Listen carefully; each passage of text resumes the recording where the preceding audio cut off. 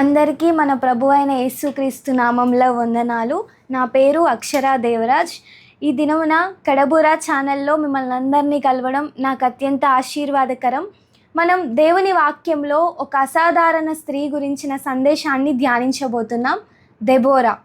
ఆమె కథను మనం న్యాయాధిపతులు 4 మరియు 5 అధ్యాయాల్లో చదవగలుగుతాం. ఆ కాలంలో ఇశ్రాయేలు ప్రజలు 20 సంవత్సరాల పాటు శత్రువుల చేతిలో శ్రమలు అనుభవిస్తున్నారు.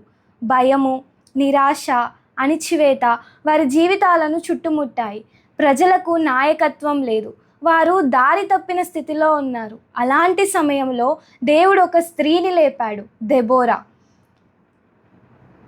ఆమె కేవలం ఒక ప్రవక్త మాత్రమే కాదు, ఒక న్యాయాధిపతి కూడా. ఆమె ఖర్జూరపు వృక్షం క్రింద కూర్చొని ప్రజలకు తీర్పు చెప్పేది.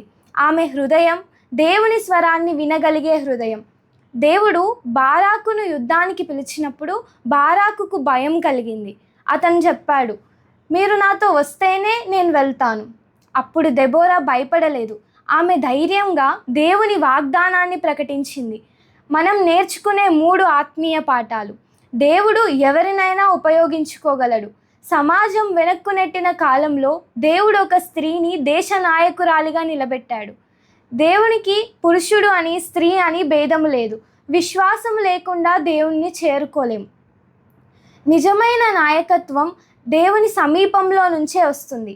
దెబోరా దేవునికి సమీపంలో ఉండేది. అందుకే ఆమె మాటలకు అధికారం ఉండేది. మనం దేవునికి దగ్గరగా ఉంటే మన నిర్ణయాలు సరిగ్గా ఉంటాయి. భయాన్ని విశ్వాసంతో జయించాలి. బారాకులో భయం ఉంది, కానీ దెబోరాకు విశ్వాసం ఉంది. ఒక విశ్వాసి ధైర్యంగా నిలబడితే అనేక మందికి బలం వస్తుంది. విజయం తర్వాత దెబోరా గీతం పాడింది. న్యాయాధిపతులు 5వ అధ్యాయంలో ఈ వచనం ఉంటుంది. ఆమె తనను గొప్పగా చెప్పుకోలేదు, దేవుని మహిమను మాత్రమే ప్రకటించింది. నిజమైన విజయం కృతజ్ఞతతో ముగుస్తుంది. ఈరోజు మన జీవితాల్లో కూడా శత్రువులు ఉండొచ్చు, భయం ఉండొచ్చు, ఆర్థిక కష్టాలు, కుటుంబ సమస్యలు, నిరుత్సాహం ఇవన్నీ ఉండొచ్చు. కానీ దేవుడు ఇప్పటికీ వెతుకుతున్నాడు దెబోరా లాంటి హృదయాలని.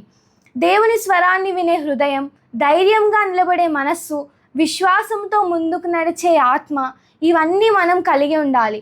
మనం కూడా యేసయ్యని అడగాలి, ఇవన్నీ మనకు అనుగ్రహించమని. ప్రార్థన చేసుకుందాం. పరలోకమందున్న మా తండ్రి, యేసయ్యా మీ నామమునకు వందనాలు. ఇప్పటి వరకు మమ్మల్ని నడిపించినందుకు వందనాలు తండ్రి. దెబోరాకు ఇచ్చిన ధైర్యము, జ్ఞానము, నాయకత్వము మాకు కూడా దయచేయండి. భయపడే సమయాల్లో నీ స్వరాన్ని స్పష్టంగా వినగల హృదయం దయచేయండి. మా జీవితాలు నీ మహిమ కొరకు ఉపయోగపడినట్లుగా మమ్మల్ని తీర్చిదిద్దండి.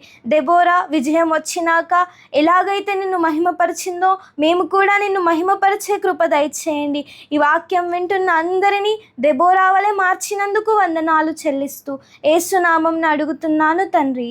Thank you. Praise the lord.